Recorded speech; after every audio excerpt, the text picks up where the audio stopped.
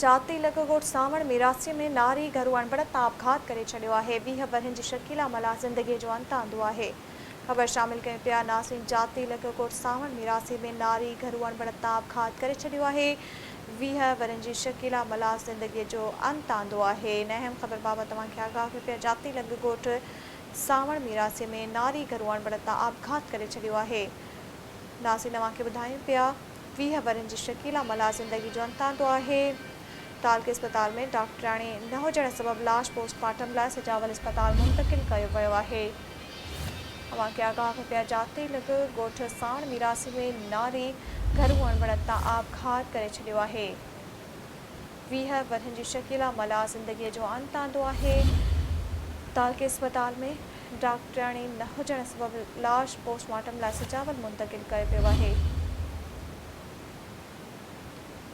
जाती लॻोट सावण मिरासी में नारी घरू अणबड़त आपघात करे छॾियो आहे। 20 वरहनि जी शकीला मला ज़िंदगी जो अंत आंदो आहे। तालके अस्पताल में डॉक्टराणी न हुजण सबब लाश पोस्टमार्टम लाइ सिजावल अस्पताल मुंतकिल कयो वियो आहे।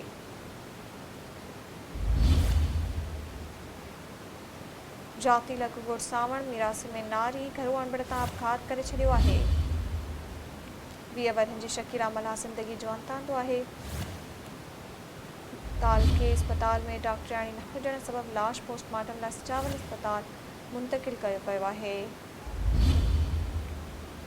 जाती लॻोट सावण मिरासी में नारी घरू अणबड़त आपघात करे छॾियो आहे।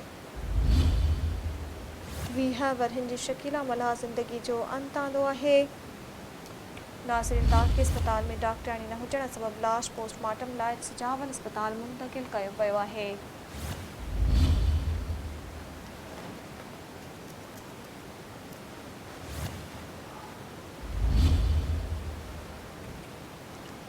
जाती लॻोट सावण मिरासी में नारी घरू अणबड़त आपघात करे छॾियो आहे।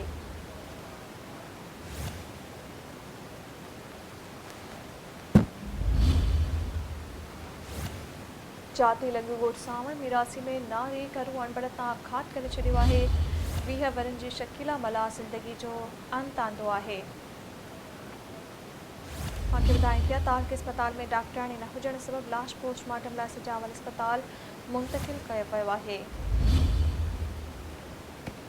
जाती लॻोट सावण मिरासी में नारी घरू अणबड़त आपघात करे छॾियो आहे। 20 वरहनि जी शकीला मला ज़िंदगी जो अंत आणे छॾियो आहे। तालके अस्पताल में डॉक्टराणी न हुजण सबब लाश पोस्टमार्टम लाइ सिजावल अस्पताल मुंतकिल कयो आहे।